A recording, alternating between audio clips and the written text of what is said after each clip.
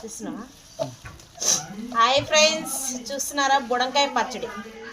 నిన్న అది మామిడికాయ పచ్చడి పెట్టా. ఇది బుడంకాయ పచ్చడి.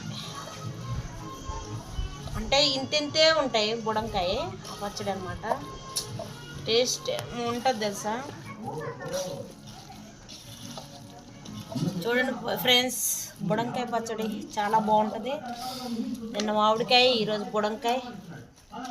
చింతసిగురు పొడి కూడా చేశాను. చింతసిగురు కారం పొడి కూడా చేశాను. ఓకే, స్టోర్ చేసేసుకోవడమే. ఇంకా ఇది 2 days అయినా తింటే బాగుంటుంది.